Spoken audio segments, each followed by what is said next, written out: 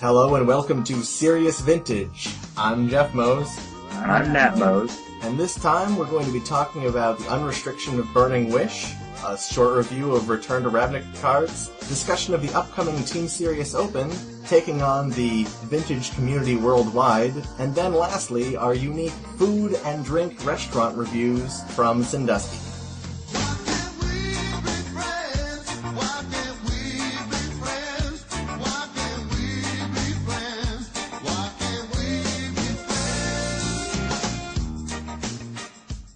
So one big development was that Burning Wish was unrestricted last night. You know, that has, I think, big implications, although not necessarily deep implications. It could possibly be used in a combo deck. It could be used in a control deck. Yeah, I'm interested to see what happens. Yeah, I think, and we were talking about this earlier, it's interesting that Burning Wish was restricted in 2003, and I was looking up the dates, and I saw that we didn't have any red rituals in the format when Burning Wish was restricted. So it was restricted in 2003, and then in 2004, we had the printing of Desperate Ritual, and then in 2005, that was when Seething Song was printed, and then we got Pyretic Ritual, Rite of Flame. So mono red ritual Storm has a lot of tools now, and it has Burning Wish to prop it up and get win conditions and stuff like that. So we've never seen these things exist together.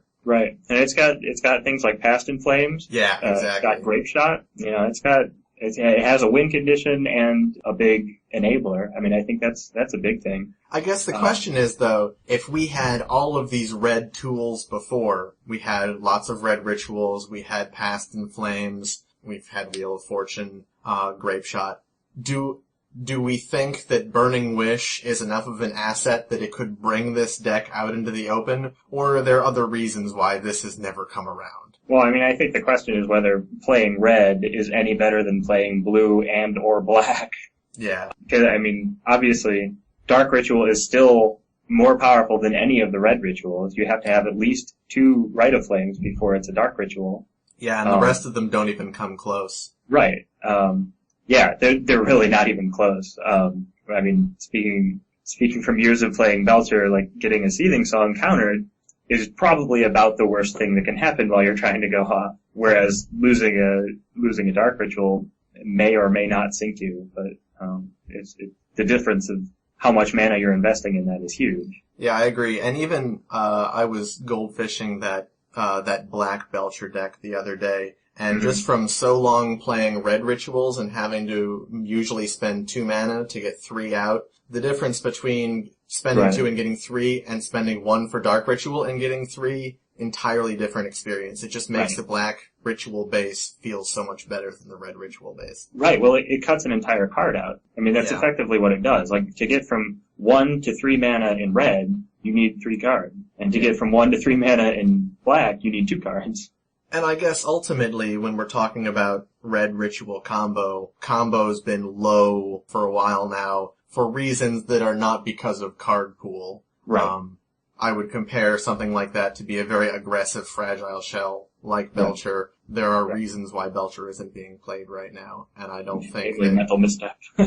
Yeah, exactly. So maybe not very good implications for combo. As someone else said, without Lion's Eye Diamond was the other part of that deck that made Burning Wish really good. Right. Yeah. So what about it in a control deck? I mean, Control Slaver played a Burning Wish. Burning Slaver existed where it could pull either a win condition, usually tendrils, or, you know, an answer that it needed out of the board, something like Pyroclasm, to wipe creatures, or artifact removal, that sort of thing. Can we play that? Is that good enough? I think it certainly seems decent. I mean, I was thinking about this today, and I was thinking, well, why is Burning Wish restricted? Whereas we have Cunning Wish, which is blue, costs 1 more, but it is at instant speed and isn't isn't played at all. I haven't seen a Cutting Wish in quite a while. Right, And I was reading the ban and restricted announcement for Burning Wish, and it was actually very interesting because they were saying that whereas there are very good instants in Vintage, the instants that are good because they are undercosted. So you have like Ancestral Recall, which is awesome at 1 mana, but really not so good at 4 mana. Right. Whereas the sorceries in Vintage that are really good at almost any cost. So you can play Burning Wish and get Yawgmoth's Will. You can still get a lot of mileage out of that. You can play Burning Wish and Balance. You can get a lot of mileage out of that. Right. They're really strong effects. Right. I think with Yawgmoth's Will, for sure, you're not going to keep that in your sideboard. I mean, you're not going to keep Yawgmoth's Will. You're not going to keep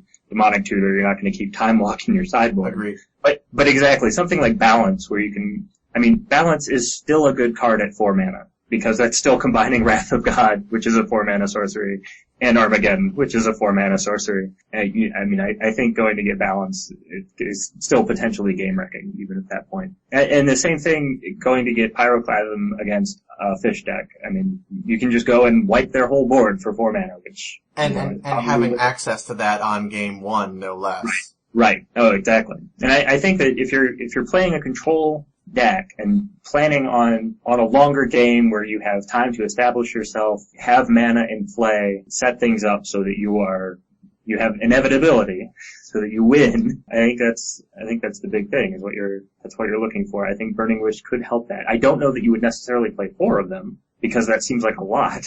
Yeah. And if you're worried about keeping not always relevant sorceries in your deck, Burning Wish could certainly be one of those sorceries that's not always relevant. So I don't know that you play 4, but I think it certainly has a place there.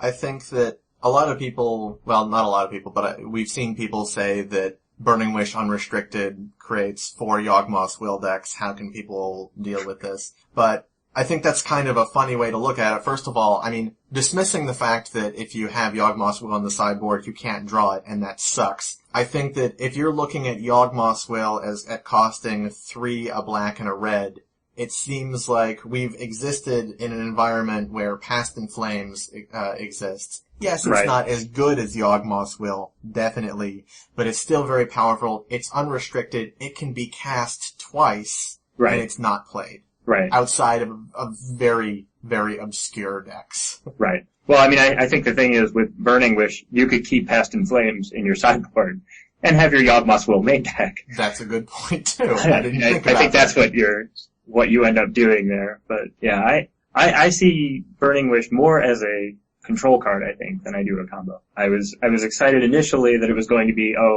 a mediocre combo card that would be coming back and maybe someone would do something with it, but I think it's actually going to be used by control players if it gets used at all. It's better when used reactively rather than proactively. Yeah, I think so. Yeah, that makes a lot of sense. And what do you think, how much difference does it make that you can't get a card that's been exiled? Now, this is what I wanted to talk about, because people say that that's weakened it a lot. I wasn't playing back in 2003 when this happened. That was during my break from the game. Yeah, nor was I. So, I can see potential uses for this. Obviously, if you can fetch cards that have been removed from the game, Burning Wish becomes something that you can pick up Yawgmoth's Will again after you've cast it. Right. Yeah, see, I think that was a huge thing, and I think being able to, think of the implications of this, like Snapcaster made, where you could flashback Time Walk or something like that, and then Burning Wish for it, play it again. And then Snapcaster. Obviously we're not going to have that happen. I think Burning Wish is significantly weakened because of that, and frankly, I was surprised that they didn't unrestrict it earlier when they actually made that ruling change, because... When did they make that ruling change? I don't remember. I could probably look it up. It's not worth it. It's just an interesting aside. Anyway, I'm interested to see what happens with Burning Wish. I wouldn't say that right now I have any particular ideas in mind, although if we have a local tournament, I might try and build up a deck with it, try it out as a 3 or 4 of. I think that another thing you have to think about when talking about Burning Wish is the fact that sideboards have also gotten smaller since Burning Wish existed in the format. Oh, that's very true. Because you're going to have less to dedicate to a wish board unless you want to just flat out die to dredge. Right. Is there unless you have, are there sorcery, speed, dredge hosers? I'm looking that up right now. Because I can't think of any right now. Yeah. I bet there's nothing. I don't think there is one. Yeah, that wouldn't surprise me. Nothing came to mind, and I can't think of any effects that Wizards would print at sorcery speed that dealt with something like that. Right. Yeah, I'm thinking that if there was one worth wishing for, that we would probably know what it is because it would probably be played in Vintage.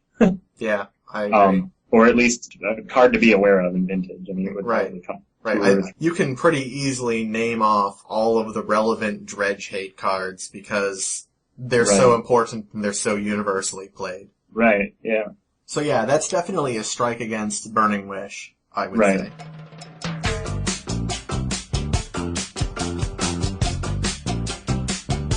Okay, I think we're good on Burning Wish, so let's move on. I think the other big thing that's happening for all of Magic is the imminent release of Return to Ravnica. For one, Ravnica was one of my favorite blocks. I've always been a sucker for multicolored cards. Yeah. And I think they're always very interesting from a vintage Eternal perspective because having a card be multicolored also sometimes gives it a discount as far as mana cost. You get bigger effects for being multicolored than you would for a monocolored spell of the same converted mana cost. And I think there are a lot of cards in this that would potentially just be either replacements for or different ways to do things. You start thinking about, for example, the Dryad Militant as a new piece of creature-based graveyard hate. I don't know that you would necessarily replace Scavenging Ooze with that, but it certainly fits well into creature-based decks that want to attack while hindering their graveyard-based opponent, either Dredge or something with Snapcasters or Crucible of Worlds. Though I guess Crucible of Worlds isn't affected by Dryad Militant. I agree that multicolored cards are a lot of fun and very interesting flavor-wise. I think it's kind of funny how, I guess you just have to acknowledge how much better hybrid mana symbols are at making effective multicolor cards rather than, multicolored cards that just have multiple colors of mana on them. Hybrid is insanely good. Well, it's also funny that you have to still acknowledge how much better the blue multicolored cards are than the other ones.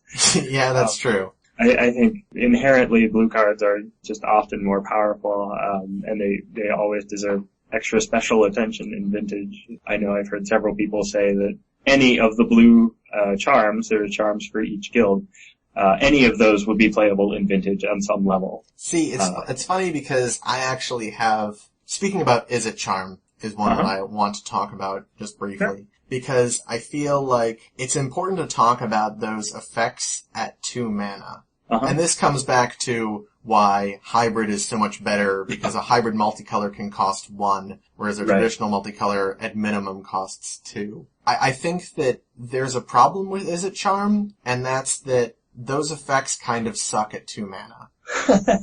Because because I think that you have to say, like, people say, oh, well, Spell Pierce is played in Vintage, so this is a card that has Spell Pierce on it, that adds to its flexibility. Except that people don't play Spell Pierce because it's good. Right. People play Spell Pierce because it costs 1 mana. If your Spell Pierce doesn't cost 1 mana, it's not very good. Right. Well, Spell Pierce is a huge tempo card, because you can counter things for 1 mana. Right. Right. As soon as you get to that 2 mana barrier, there are way better counter spells that you could be casting. Right. For example, Mana Drain. That one's pretty good. Mana Drain. And then, the thing is, I don't think that Is It Charm replaces Spell Pierce straight up. I think that if you're looking for a card that Is It Charm replaces, it's your creature kill cards. So I'm talking Lightning Bolt or Fire and Ice. Right. And the problem is that I feel like Is It Charm really fails the Lodestone Golem test. Bingo. It fails the Lodestone Golem test. It fails the Jace test. It definitely fails the Jace test. Yeah. For multiple reasons. Although you could counter the Jace. You could counter the Jace. That is a good point. So that's a place where I guess it does have a leg up. But it's still, I feel like that effect isn't quite good enough. There's a reason why bolts are everywhere right now. 3 is the right number. 2 just doesn't get there. Right. Well, I feel like it's a card that will probably get played as a one-of in a few decks. simply because of its flexibility. It's very tutorable. It does a lot of different things. I mean, even the careful study effect, draw 2 cards and discard 2. I mean, that's a playable effect in Vintage. There are a lot of cards that will use your graveyard. You obviously have the desire to draw cards and see generally more of your powerful Vintage cards. It's true. So I think that, that gives it some weight. Back when I was looking at Careful Study, and I was really saying, man, I wish we had Careful Study at instant speed, I really wanted Careful Study at instant speed for 1. Right. But I guess that all I'm saying when it comes down to it is that it really falls short on a couple of marks. In those, I think the Careful Study is a tertiary effect on that. And I think that the Spell Pierce is too expensive and the Shock is too weak. So I agree it's a very flexible card, but I think that if people play these, I think they might feel like they're coming up short. Right. If the Jack of all trades, master of none. Right. Especially if they, I agree that it seems like it's decent as a one-of, but if people start playing these, if you just, replace your 3 or 4x lightning bolts with Is It Charms, you're gonna be really sad. Yeah. Yeah, I know. I've been playing lightning bolts in Rock Delver, and they've been really good all the time.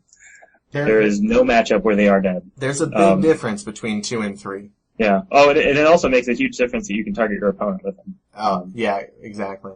So anyway, I think there are a lot of cards that will, be possible replacements for, or upgrades to, or I like this card and not that one, for cards that already exist. I think the charms are examples of those, where they have effects that you may or may not need at sometimes.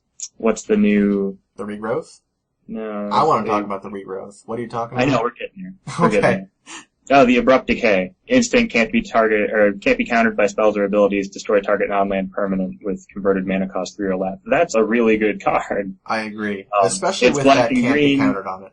What's that? Oh, yes. I think can't be countered is something worth talking about. There's several cards that have that would be, like I said, considerations in Vintage, considerations in Legacy. There's Uncounterable Wrath of God. There's Abrupt Decay. There's an uncounterable counterspell that allows you to also counter every other spell that you don't control. I mean, I think that any of those would be, considerations, at least, if you're building a deck that could house them and wants to have that ability. And I think can't be countered is an effect that is one worth noting. I think there's a lot of times where, especially on a big effect card like a Wrath of God, where you really need it to resolve, having an uncounterable version really stands out. I agree. I think that it's a lot easier to stomach on the more expensive cards. Sure. So, for a spell like Counterflux, I feel like I'm willing to pay sort of a half a mana for uncounterable, but paying that full extra mana, that's tough to deal with. Right. The Wrath, though, I don't feel like I feel like that's almost strictly better than Wrath. Oh, sure. It's the right cost. Right. Yeah, I agree. I think that the big thing with that counterspell, Counterflux, is that you also have the option to counter all of your opponent's spells. That's a good point.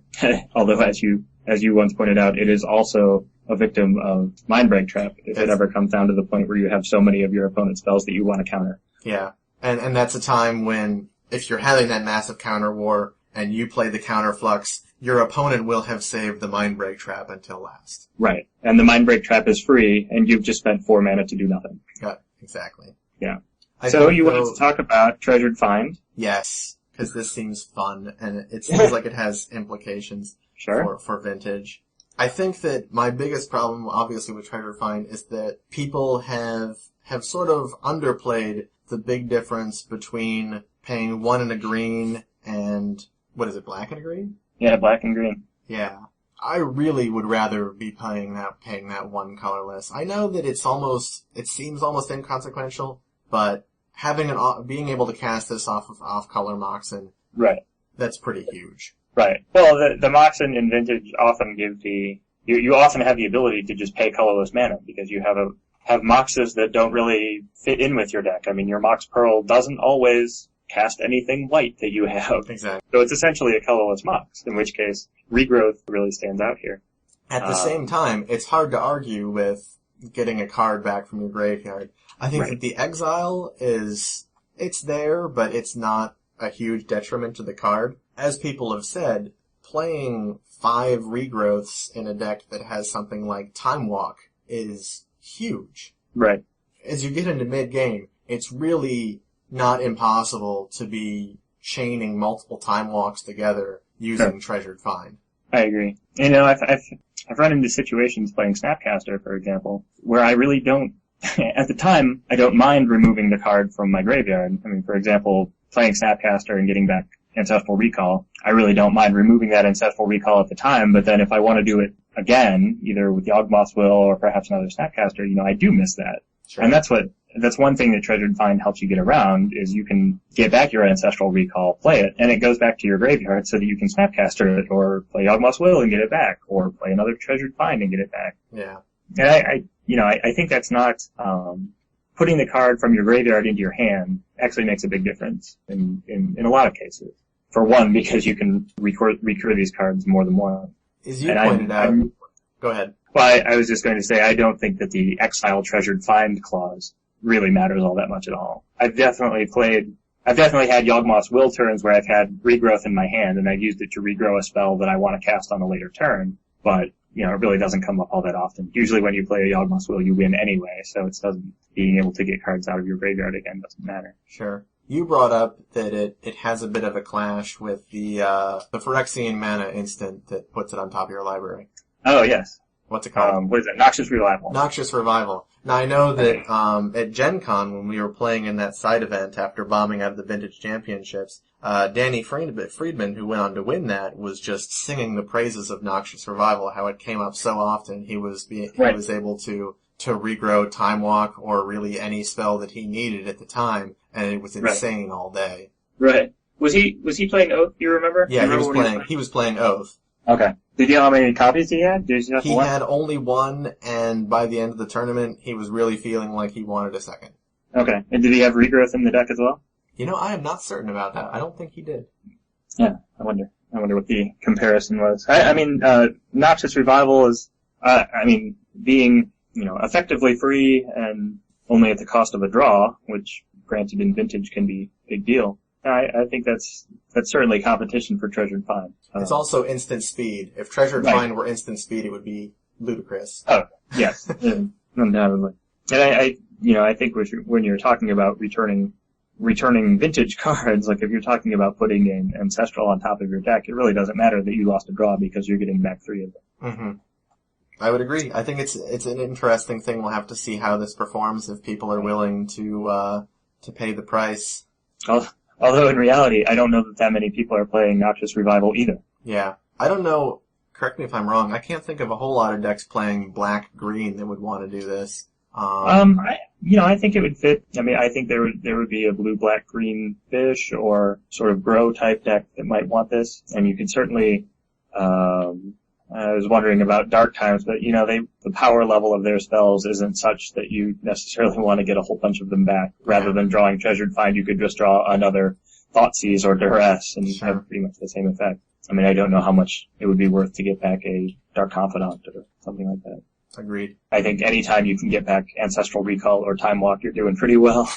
Seems like a good play. I think we already talked a little bit about Dryad Militant being potential graveyard hate for aggressive decks. And the other big graveyard hate in this set is Rest in Peace. Which is insane. I agree.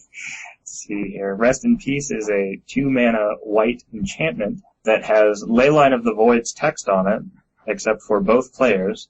And when it comes into play, it exiles both graveyards. So you don't really have to worry about what's already in the graveyard when you play it. I think that if it were missing that last clause, people would still, because obviously there are decks out there that are not playing black that then don't get access to the best graveyard hate. Right. They would try and play this card and it wouldn't work because it would come down too late. Dredge would already have too much in their graveyard and they would just die. Adding on that last clause that also Tormod's Crypts everybody when it goes in, that's fantastic. 2 fantastic effects on this card that only costs 1 and a white. Right. I agree. The big question for me, I guess, is whether this card fits into a deck right off the bat. I mean, I think that I think right now it's probably going to be most effective in a Noble Fish type deck that doesn't always worry about its graveyard. I mean, there are Noble Fish decks that play blue, white, and green, don't necessarily play Tarmogoyf. And potentially they could play this main deck. I think the problem with it does compete with cards like Tarmogoyf. Obviously, it competes with Yawgmoth Will. The other big white deck in Vintage would be Bomberman. Shuts off that too. With that as well. Yeah, I know that you said one of the reasons that we stopped playing Invitational Wizards is that Invitational Wizards is an absolute dog to dredge. Absolutely. And this certainly is, it's an effective tool against that. It could turn the tables. Yeah, well, let me tell you about Invitational Wizards. The problem with that was that it was a dog to dredge, and it was also a dog to Tarmogoyfs. All of the cards in your deck, all of the wizards, had power and toughness no bigger than 2/2. And so obviously, even a small Tarmogoyf was bigger than most of them. There was nothing really that you could play. I mean, you could overload on Dredge Hate, but then that left you soft to the more important matchups of Blue and Shops, or at least those were the more important matchups at the time. Rest in Peace solves the Tarmogoyf problem, and it solves the Dredge problem. Like, you could easily play Rest in Peace as a 4-of in your board and have a better matchup against both of those decks. I distinctly remember at Gen Con when an opponent played a first turn Tarmogoyf against me, and it's pretty much sad-faced frown. I wasn't a happy clown. You just couldn't do anything about it. Right. Yeah, I mean, you were digging really fast for that one Stormscape apprentice. Exactly. And like, my solution to both of those problems at the time was Jotengrunt, who is not good against Dredge. He's way, way, way too slow. Sure. And it's way too easy to play around him as well. All they have to do is not put cards in their graveyard for a couple of turns and then kill you. Yeah. Whenever we played with Jotengrunt, it was just a waiting game, and they could afford to wait and you couldn't. Yeah. And Jotengrunt was very good against Tarmogoyfs, and he was good against stacks and mud decks as well, because it could fight their lodestone golems and trade fairly. So I think Rest in Peace is probably just going to replace Jotengrunt. And then you'd have to beat your stacks decks with the usual assortment of Lean and Relic Orders and Ether Vials that give you the huge advantage over their mana base. Seems really strong. Right. Yeah, so I think Rest in Peace is going to be a huge player as soon as it finds a home in whatever deck is willing to play white and not have access to its graveyard. And I personally think this could be great for the Wizards deck. Agreed. Yeah. And you would still be able to play Dryad Militant as well. Too true. A couple other cards that I wanted to talk about, Niv Magus Elemental and Blister Coil Weird. I think both of these are interesting for Vintage, especially looking at the history of grow-style decks using Query and Dryad to win. Both of these are creatures that will grow as you play spells. Yeah, but they don't really grow very effectively if you're actually succeeding at playing the spells. Right. Yes. Blister Coil Weird still grows when you play the spell. It's a 1-drop red or blue creature. It's a 1/1. Whenever you cast an instant or sorcery spell, Blister Coil Weird gets +1/+1 until end of turn. Untap it. That's right. I really don't know that this one is all that interesting. You really have to grow it pretty high and have an attack step and have it not be blocked to win. I mean, I think there are other creatures that we have, including possibly Niv Magus Elemental, that will do that better. Yeah, I feel like Blister Coil Weird is something to sort of shake up the standard, and I'm talking standard as in the format, not as in standard as in generic, the standard combat step, because you can swing with Blister Coil Weird, and then your opponent doesn't necessarily know when they swing if you're going to have an instant that you can play in order to untap your Blister Coil Weird, or multiple instants in order to pump him up a little bit, and then sort of shake up whatever attack plan that they had. Right. I agree that the possible defense effects of Blister Coil Weird are more interesting than the offensive portions and also of it. very unnecessary in Vintage. I agree. I don't really think this is going to see play, especially not with Niv Magus Elemental competing with it, which fills the same mana slot. It's also a red or blue creature. It's an elemental, and it's 1/2. I mean, already you're talking a better base. And that's actually one of the things that I'm wondering about. These two cards are so similar. Yeah, I know you were surprised when we had that sort of shady YouTube video spoiling Blister Coil Weird, and you were like, this doesn't even make sense. If this is real, like, it shares exactly almost the same templated effect as Niv Magus Elemental. And I think that's what I was just surprised by. I mean, I see where they're different. I mean, one is very offensive and the other one is, more interesting defensively. And it's just, I'm just surprised that they are so similar in both size and effect that they are in the same set. Anyway, Niv Magus Elemental is the more interesting of the two. Like I said, it's a 1-drop blue or red 1/2 creature, and it has text that says, exile an instant or sorcery spell you control, put 2 +1/+1 counters on Niv Magus Elemental. So what this does is it allows you to eat spells of your own off of the stack and gain 2 counters for it. So you can look at things like extra copies of Flusterstorm, perhaps, or spells that are getting countered anyway, or spells that you don't need to just pump into your creature and see where it gets you. I'm still not sold on it. I'm not either.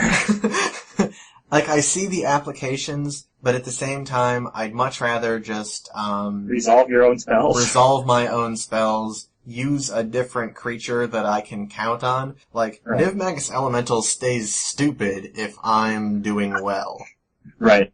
And But if you're against doing something- well, I mean, how much do you need to be attacking with? That's a good point. And people have pointed out that he can pump fairly quickly in order to, like, beat Lodestone Golem and stuff like that. But if you're eating, like, 2 of your spells against stacks, that's probably going to be 2 turns against shops that you've just eaten your spell to do nothing. Right. Yeah, I agree. Which blows. I mean, you have to be able to think about things like, for example, if you have turn 1 Lotus, Niv Magus Elemental, we'll say Preordain. We won't even make it Ancestral. We'll say Preordain. So Lotus, Niv Magus Elemental, Preordain, Flusterstorm. That's 4 Storm. You can eat 4 copies of Flusterstorm. So your Preordain resolves, and you have what would it be, 8-9? No, 9-10. You did just spend 4 cards, one of which was Black Lotus, though, on a dude. Well, I understand, but you made an 8-9. Sorry, 9-10. You made a 9-10. Yes, I suppose you did. I understand, and at least you got to resolve your Preordain. And if you know you were playing against stacks or mud, obviously your Flusterstorm isn't going to do anything anyway. Mm-hmm. I don't know.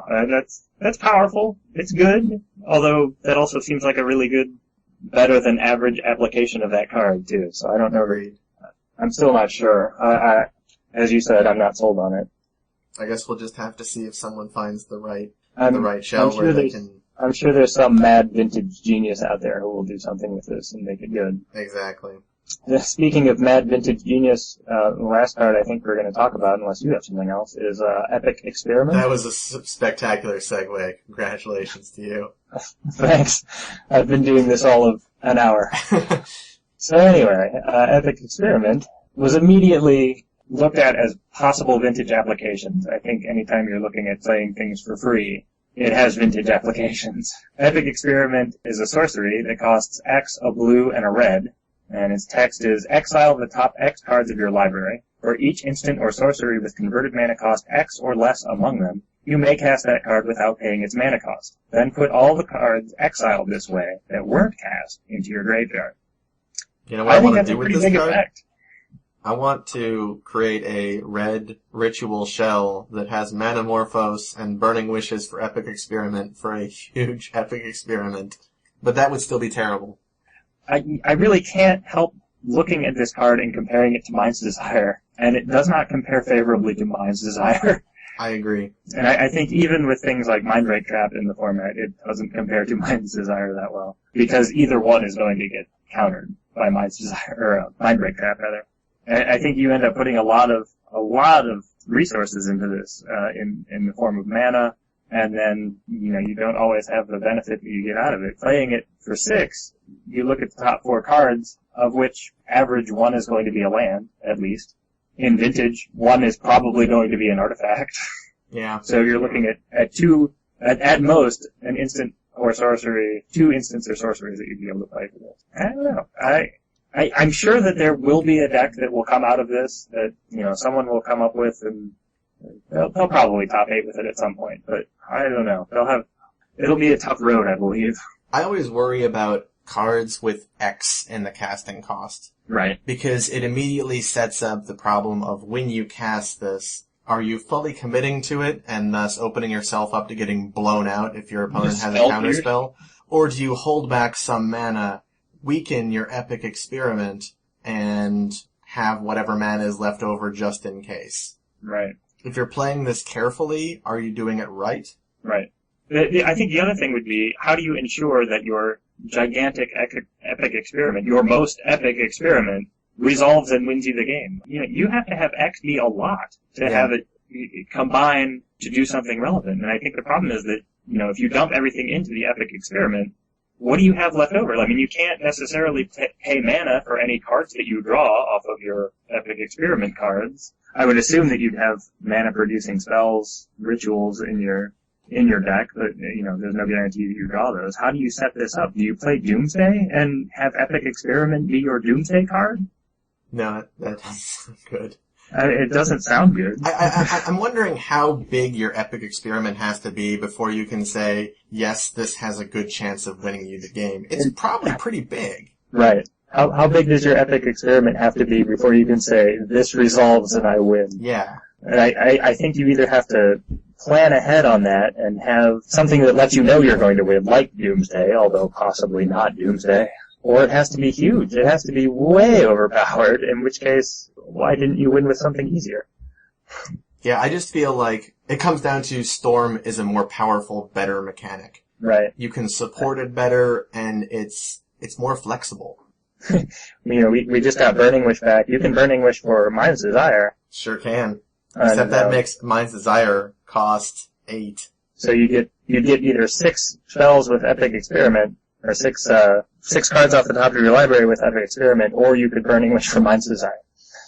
I think I'd still go for Mind's Desire. I think you're right. I think that anything that would lead to me having 8 mana to play Burning Wish for Mind's Desire is probably going to be the right play, rather than playing Epic Experiment for 6.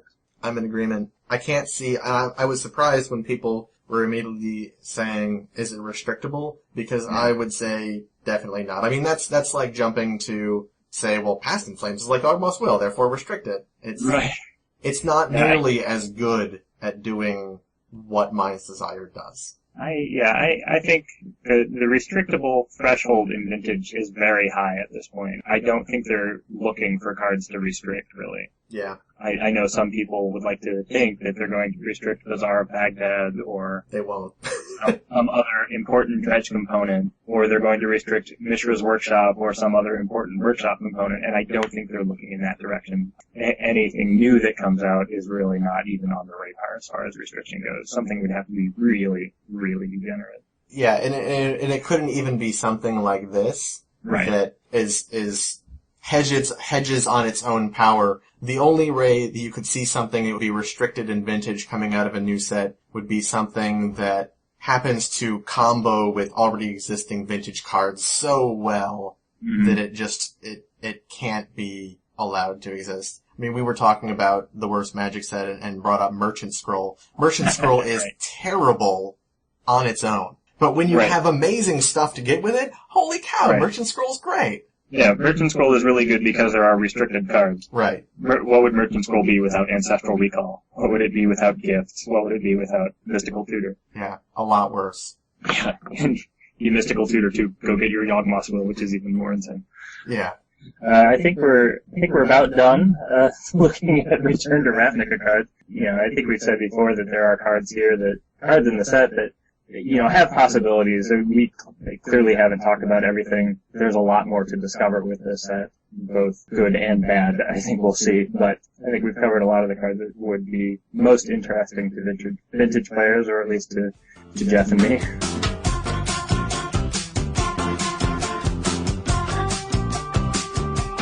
We're going to move on now. I think we're going to talk a little bit. We have a tournament coming up on Saturday, which is 2 days from now, in Sandusky, Ohio, at the Hero Zone. This would be the Team Serious Open for September. And, Jeff, what do you think? What do you think you're going to see? Do you know what you're going to play? Coming out of, I know that you've been having those weekly tournaments in Columbus. I haven't heard about the most recent one, but I know that at the first one it was like Shop City down there, so I'm wondering whether Shop City is going to move up to Sandusky for the day.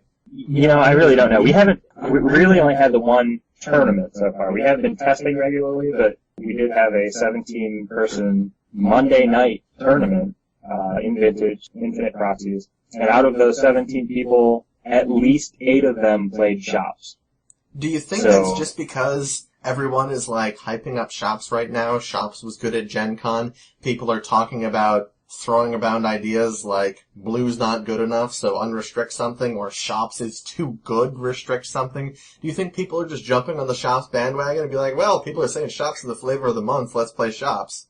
You know, I don't think so. I don't think that was the case at this tournament anyway. I don't know the rest of Vintage players, but this tournament was a little bit different. We had a lot of people who are relatively new to Vintage. They're not regular players anyway. I mean, they're familiar with the format, they know what's going on, but they're not regular players. I don't think a lot of them would necessarily be comfortable navigating a blue deck through a traditional Vintage metagame. Blue is a difficult deck to play. And obviously, there's questions of what you want to counter, there's questions of what to tutor for. Playing a card like Gifts Ungiven is extremely challenging for a new player. I've had players at these, not at this event or anything, but in these testing sessions where they've said, just take Gifts out of that deck and I'll play it because I don't want to have to think about having to resolve Gifts. It's fine. Just grab your 4 best cards and you almost can't go wrong. That's pretty much what I tell them. It's like, go get 4 good cards.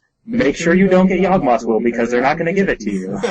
And you'll be fine. Yeah. Like you'll probably, I mean, you might get to draw 3 cards, you might get to take an extra turn, you might get to tutor for Yawgmoth's Will, you might complete your Time Vault combo, whatever. But I think it's intimidating to play Gifts. And for a lot of people, playing workshops seems easy. You know, you can joke about it and say, just play the highest casting cost card in your hand every turn. You know, there's I think more effective shortcuts, you know, making sure that you have at least 3 effective pieces of hate by turn 2. I mean, that's a pretty standard mud and stacks rule. But I think overall it's just looked at as being an easier deck to play. Every once in a while you open with Lodestone Golem and he wins the game. It's true. I think we had a fair number of players like that. We also had a couple of players who I've really only seen play shops. Alec Kappas is a player originally from Sheffield, Ohio. He recently moved to Columbus. I have only seen him play mono red shops in tournaments. So, you know, he was playing it there. He had a friend, he had another friend who was playing shops. Does he come to the TSO? Alec? Yeah. Yeah, he's actually riding up with me. So I guess where this gets kind of funny for me is that over the course of going to the Team Series Opens, my sideboard has gotten less and less shop hate every time. Because I literally haven't faced shops at a Team Series Open in a year. Yeah. Well, it's been funny because for a long time Cleveland was well known as a workshop hub. There were a lot of people who played workshops there and were good at it. I mean, you had Nam Tran, Jerry Yang played shops a lot, Mark Trogdon, still well known for playing shops, Anthony Michaels reinvented shops with and now he's sworn it off, and I don't understand it. And you know, Jerry has stopped caring about Vintage, so he only plays Dredge now. And Diablo. Right, yeah, he plays Dredge and Diablo, and hates people in general, so he's got that going for him. Tuan has been in a funk for a year. I guess I haven't seen him play shops recently. He's been playing blue decks recently. He doesn't want to play shops. He hasn't played shops since he missed the opportunity on that Lodestone Golem painting. Yeah. It just ruined him. And you know, Mark Trogdon he hasn't really played much shops recently either, and the shops that he has played haven't been mud stacks related. They've often been more aggro lists. It's a totally different feel than playing against mud. You don't always have to worry about having the mana to cast your spells, because sometimes he'll just play Arcbound Ravager and Triskelion. Yeah, last Team Series Open, I played a couple of just free games against him, and he was playing a Thoughtcast Affinity deck that wasn't quite traditional shoppy. Just because he wanted to play something different, I don't know. Right. So I guess it's hard to say whether we're going to see a lot of shops or whether we're going to see not many shops. Right. Obviously, Rug is people talk about it a lot. I haven't seen a lot of people talking about it since Gen Con, at least people who are likely to go to the Team Series Open. I've usually felt that the Team Series Opens are fairly balanced. I mean, I don't think we're going to see half the field playing shops. Yeah. You know, I think we'll probably see a quarter to a third playing shops. And I don't know that all of them will be mono brown mud lists. I think I would be 99% sure that Alec is going to play mono red. I would expect Trogdon to play a more aggressive list rather than Prison. I wouldn't be able to guarantee anyone else to play shops necessarily. I think we will probably see, 2 or 3 Dredge players? Maybe more. I know that we've got probably that many people who always play Dredge, so I would say at least that number. 4 or 5. I know that at the last Team Serious Open, I played Dredge 4 out of 5 rounds, which was the best day of Magic in my entire life. How many of those did you win? Did you do well against it? I think I beat 2 of them, which I was playing land still. I felt okay about that. Well, you were playing black land still. I mean, you had... Yeah, I had tools against them, but I wasn't playing my build that had Tinker in it. I had removed it because I wanted to play the build that I was going to play for Gen Con, so in general, it had a slower finish to it, as land still tends to do. So, I think we'll probably see... and actually, once you get up to, if you're looking at 4 or 5 Dredge players, that's probably close to a quarter of the field. It's probably between 20 and 25%, based on the turnout we have been getting. I expect we're going to get somewhere between 24 and 28 players for this, although I'd like to be surprised and we get 35. That would be fantastic. Yeah. So, I think that's about what we're seeing. I think we'll probably see a handful of fish decks, including Rug Delver. I guess I include Rug Delver in fish decks because it has creatures. And that's funny. I was having this discussion with someone earlier today over whether Rug Delver is a fish deck. To me, Rug Delver just feels like a blue deck that has Delvers and Goyfs. Yeah, I guess that's true. I guess that there's a line somewhere that's very fuzzy over what constitutes fish, what constitutes big blue. Yeah, my feeling is always that if you're playing creatures, you're playing creatures. He's got, the Rug Delver deck has, 12 creatures in it? So that's... Yeah. And Bob doesn't count as a creature for that metric? What's that? Bob doesn't count as a creature for that metric? Well, Rug Delver doesn't have Bob in it. I know, I'm just saying as far as other blue decks that like to play Bob. Oh, well, yeah, but they don't have 12. If they have, Bob and Snapcaster, that's not... You're not looking at 12. So you're looking at a specific number threshold to make fish. Well, it's not really a specific number threshold, I guess. It's cool, I'm just giving you I know, I understand. But it's not a fish deck. I shouldn't call it that. It is a very good tempo deck, but it's not a fish deck. Yeah, let's see. Who else do we know is going to be there? Jason Perret is probably going to win, because that's what he does when he shows up, right? Yeah, that's true. I can't deny that. And that guy plays blue through and through, so... I know that CJ Moritz and Paul Kim have been testing some new decks up in Michigan. That they'll misplay? That they'll play terribly and end up in the bottom. Do you know what they're playing? Is it back to show and tell? No, I really have no idea. I've only heard them say that they're testing out new decks that they've put together and that Paul Kim is beating CJ's pants off. That only makes sense, because Paul is a very much better player than CJ. Yes. Man, are we going to have to edit all of this out? No, we're not editing any of this out. Yeah. Alright, so I want to know what you're playing. Man, I really don't know. I think if I was going to the tournament tonight, I'm playing Workshops. I'm playing my Forge Master combo deck. At the tournament that we played on Monday, I went 4-0 with that. If we had played the final round, I would have played against another Workshop deck, and I think I would have beaten him. I had already beaten 3 Workshop decks so far. I think it's solid. I would be interested to try it in a larger tournament setting. So I think that's probably what my plan would be if I was to go to this tournament tomorrow morning. If you didn't shop it up, what else would you be considering? I've actually been thinking about Wizards again. Wizards always had a really good Workshop matchup. I'd be interested to see if that would still hold. I think I'm less concerned now about other creatures like Delver and Snapcaster. I've been playing against them for a while, and I think I would be able to play around them, which actually was a larger concern of mine with Wizards earlier. Are you worried in Wizards at all about the fact that Delver flies and you have nobody that flies? I think I'd have to figure out a way to deal with it, and I think I'd be able to. I'm not sure. I really haven't put a new Wizards list together, but I think when Josh Chappell and I built that list the first time, I think we did a pretty good job metagaming it for what the environment was at the time. And I think that would just be the necessary thing again. I think the only other deck that I would consider right now for myself, and I don't know that this would necessarily be a deck that I would recommend for other people, would be Labman Oath, which I still feel is a very good control deck. It has a good finisher combo. Do you worry about the number of lightning bolts that are floating around the format right now with... No, I would go ahead and let them kill the Labman and then kill them with tendrils.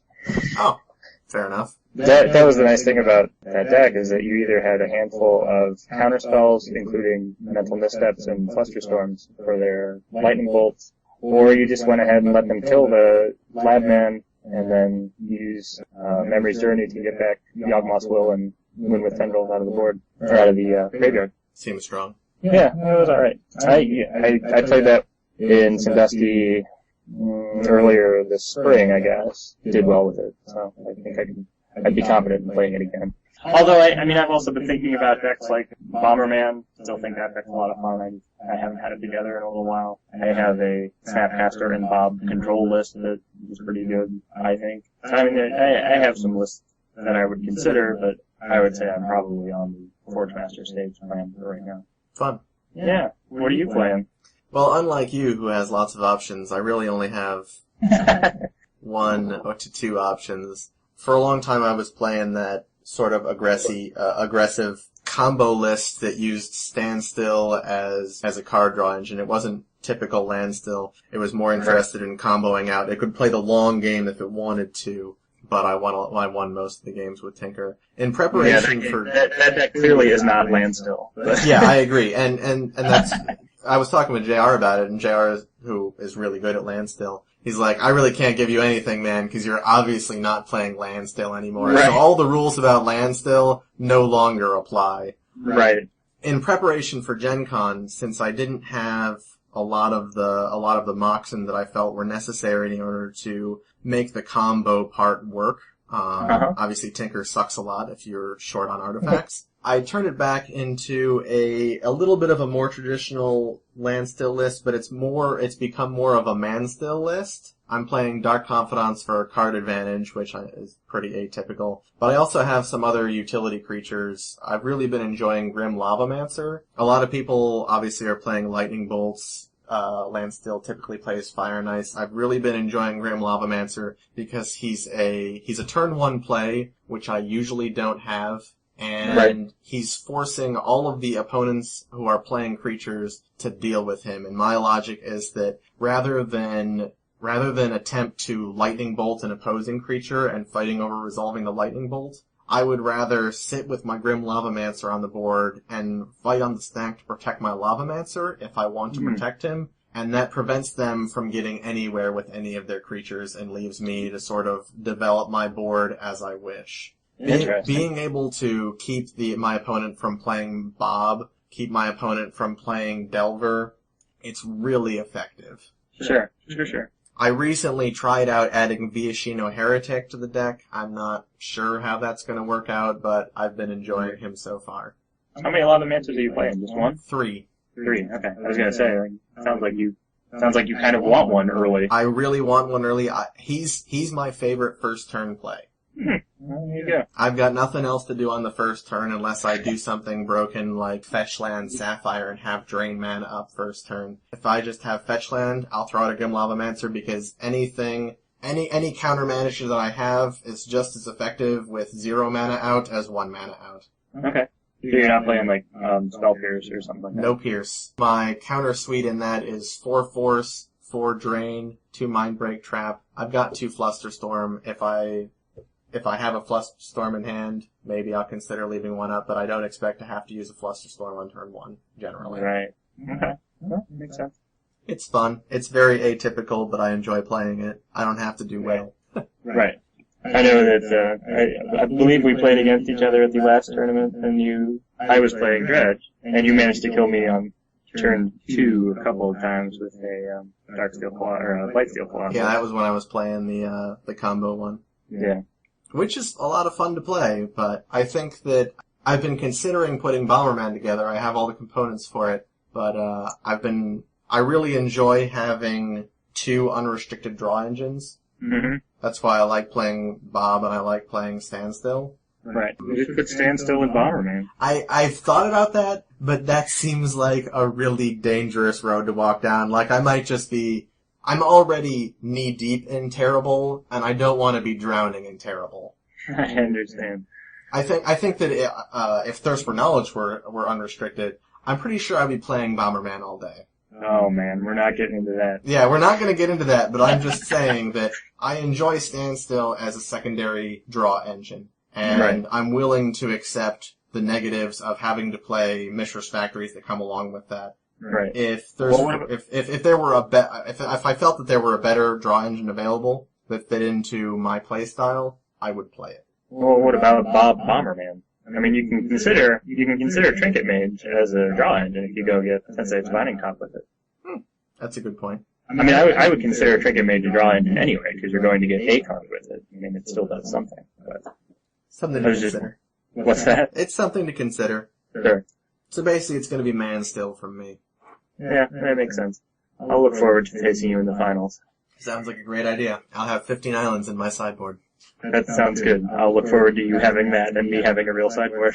Drat. I'm not sure that we had anything else we expect to see at that tournament. Is there? Yeah, no one's really talking about it. I think everyone is excited to play in it, but no one's really been forthcoming with a lot of details. Although, as I said, Jerry doesn't want to talk about anything except Diablo. I think as soon as Return to Ravnica is legal, people are going to get really psyched about what they're playing because they're going to get really excited about using new cards, how these new things fit in. Right now, we've been in this established metagame for a while, so people are pretty settled in their ways. There aren't going to be any surprises at the Team Series Open. As soon as Return to Ravnica goes legal, we could get surprised again. Right. Yeah, that makes sense.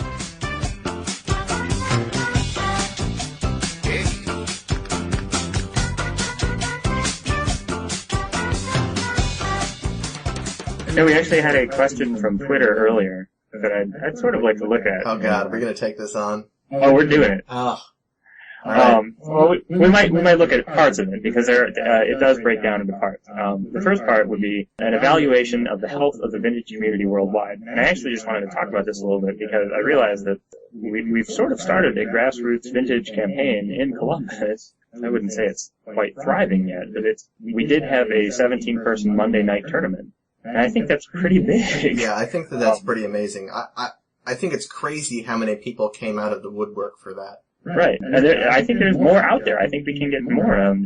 There are a few players that would be old vintage players that haven't been able to contact yet. I think it could actually get bigger. And I was going into that night expecting that we would probably have 7 people. We register a ghost player for the tournament so that there would be an even 8 and then we'd have this tournament. But I was flabbergasted that we had 17. I think that a lot of the health of vintage really depends on being able to organize a community around what you already have. And we did have several vintage players already in the city. Matt Hazard, Theo Limelopoulos, myself, Sam Crollo just moved here from Wisconsin. And we were able to build from that along with some other more average, I'm getting lost here. The younger players who play Standard and Legacy and things like that. And we were able to put together a pretty good format from that. We've had pretty good testing opportunities where we had 6 or 8 people playing at one time, and then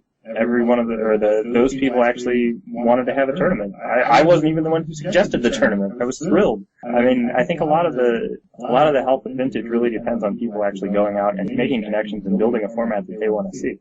I agree. I think that a lot of it also depends on how current vintage players approach prospective vintage players, because there's obviously already a bridge to gap, because vintage is something that in the Magic community has an awful lot of preconceived notions about it. We all know that this format it's feared. People don't want to get involved in this because they already think that they know everything there is to know, that it's just first turn kills and meaningless interaction that doesn't actually go anywhere. You've already lost. Right. I think that if you can get them to sit down at a table, you can be constructive with them. Right. It's really easy to see how much fun this format is and to instill that sort of hunger to play more Vintage. Sure. I think Vintage is unique as a format. There are a lot of things that happen in Vintage that you cannot do elsewhere. And I'm not talking about just the restricted list, although that comes to it, or is certainly part of it. I mean, you have strategies that they're not seen elsewhere. Like, you don't have stacks type deck in another format. Yeah. I mean, there are decks in Legacy where you use Ancient Tomb and City of Traders to power out artifacts that can lock out your opponent, but they're not very commonly seen, and they're not always winners. Mud is very prevalent in Vintage, and it's a whole different thing to play against it. I've heard from a lot of players that they don't like playing against it, which is interesting, I thought, because I feel like that playing a blue deck against a mud deck, or even a mud deck against a mud deck, is very challenging. It's a different kind of challenge than you get from playing a blue deck against a blue deck. The interactions are different. You have to think about things differently. I would agree with that. Yeah. It's obviously hard for us to do an evaluation of the health of the Vintage community worldwide. Right. And this sort of goes into the next part of it a little bit, in that I feel like the Vintage community is very fragmented. Mm-hmm. So you have centers of activity that may be bustling with, I don't want to say activity, but But they're bustling. That's what they are. yes. But there's not a whole lot of crossing over. Right. And that makes it difficult for you and I to assess what's going on in other centers of activity. Like, we can speak to the Ohio scene and what's going on around here very well. I can't speak to the Northeast scene very well, and I certainly don't track the Europe scene well enough to speak about the worldwide scene. Yeah, I agree. We actually talked about this a little bit earlier, where we were saying that, going into Gen Con, into Vintage Championship, there was a lot of attention being given to the Rug Delver list. And I think that, I think going into that, you really had to consider Rug Delver to be a contender. Surprisingly, it didn't end up even top 8ing at Gen Con. We were wondering whether that was a consequence of being more metagamed for a particular area. I know that Mike Solomasi is from Wisconsin, would have metagamed for not necessarily only considered the Wisconsin metagame, but he wouldn't necessarily be able to predict the Gen Con metagame. The Gen Con metagame is more encompassing than any of the metagames that we can talk about here. I mean, it's not the Ohio metagame, it's not the Ohio plus the Wisconsin metagame, it's not the Ohio plus Wisconsin plus Philadelphia metagame.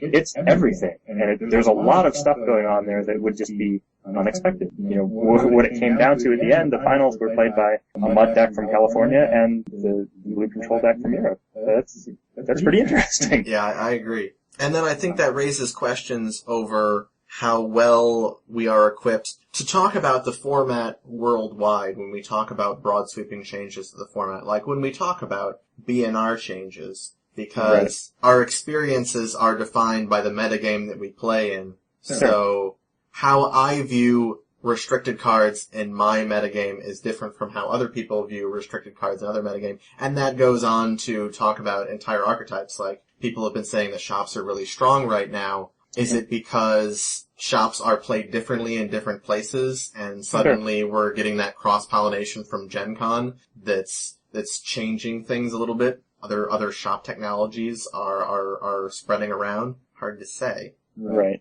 Yeah. I mean, I think there's a lot to be said that, we have a Vintage community that is online. I mean, you look at things like the Mana Drain and Eternal Central, where people can go and talk about these things. But, ultimately it still comes down to what's played in your area. You really can't, you can look at other decks from other areas, but even if I look at a deck from Europe, I still have to change it to play in Ohio. Like, I can't just take the deck from Europe and play it outright, because, there's a chance that there's some deck that someone plays that I just would be totally unprepared for. Yeah. I think that this goes to a story on the Mana Drain. It's interesting how easy it is to get so focused on the regional metagame that you forget other things exist. So I'm going to go back to that thread on the Mana Drain where it said, who is in your Gen Con top 8? Right. It turned out that only one of those people was in the Gen Con top 8, and I made a sort of hyperbolic statement. I said, why is it that these are the people that were expected, and then the people who weren't expected were the ones who made it? And Blaine Christian said, I'm not a scrub here. I made top 8. And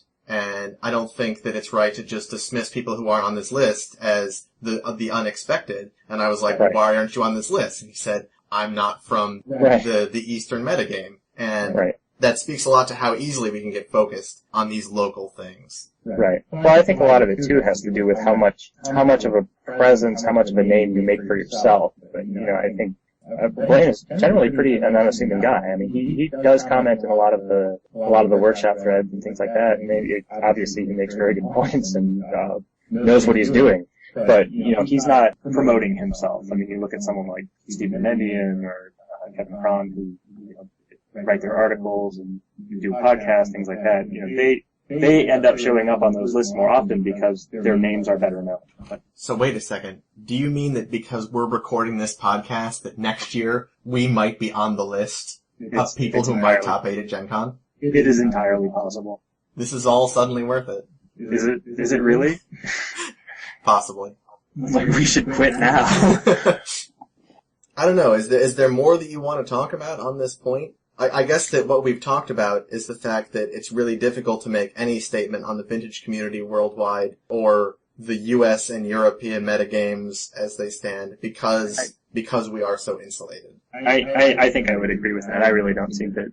I mean, you'd have to be very well versed, very, very tied into both communities to be able to make any sort of reasonable statement that would have any basis other than the most obvious things. Yeah. So I don't know. And I don't know either.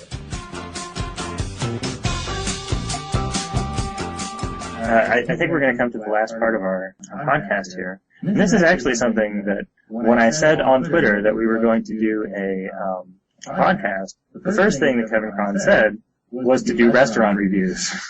Because that's what we're known for. And I told him we were already planning to. If you don't know that Team Sirius is somewhat responsible for introducing the vintage community to Thermans, it's just something that we've done. We are very, I think it's very important to, as we were talking about, build community, and part of that means going out to dinner after tournaments. Yeah, it's not just Thermans. I feel like it's the post-tournament meal in general. It's like, tournament's over, alright, we're going here, everyone should come. Right, and that's very, very much what we do. I mean, people are not excluded. Like, if we're at a tournament, you can always come to the restaurant with us. You don't even have to come to the tournament. You can just show up halfway through, watch some vintage, and then we can go to dinner later. Right. I've totally met people at the restaurant after the tournament. So it totally works. Anyway, I think probably after this Team Sirius event that we're probably going to try and go to the Water Street Bar and Grill, which is in Sandusky. It's within walking distance of the Hero Zone. We've been there before. They have decent sandwiches and a very good beer selection. Is that the place that's just across the alley behind the Hero Zone? Yeah, that's the one. Okay, I remember that place. So I'm already looking forward to this. I think that place is actually pretty good. I haven't been there in a little while since late this winter when we went after a tournament there. Yeah, I think that it's an indication that last time we elected not to go there because the wait was so long, and we went to that bar across the street that was absolutely terrible. Yeah, that's, is it Cabana Jack's? Cabana Jack's. That place sucks. It certainly does. People were not pleased. No. We'll do better this time. Yeah, we'll do better. Actually, there's another place in Sandusky that we can try that we went to last time I was in Sandusky. It's called Hot Dog Tony's. They do one thing, and they do it really well. That thing is hot dogs. They also have a fairly decent beer list. One thing that they do differently is they have what are called splitters, which are deep-fried hot dog, and they're called splitters because when you deep fry it, it splits open. Fascinating. Anyway, Hot Dog Tony's has an infinite amount of toppings for their hot dogs, from regular ketchup and mustard to cheese, jalapenos, onions, whatever you want on them. And they were pretty good. They had hand-cut fries. The hot dog was very good. They have pretzel rolls for the hot dogs. If we end up going there after the tournament, I would be pretty pleased. I'm excited because this is going to be a relatively light content segment right now. But next time we're going to be able to talk about where we went and what we had and how good it was, and that's going to be amazing. I think it's going to be pretty good. I personally, I think that the potential for the restaurant and food and drink review of this podcast is pretty good. I'm excited. Frankly, this is the part I'm more excited. Well, that's our show for this time. I'm Jeff Mose. I'm Nat Mose. And I hope you'll join us for more serious vintage. A little trip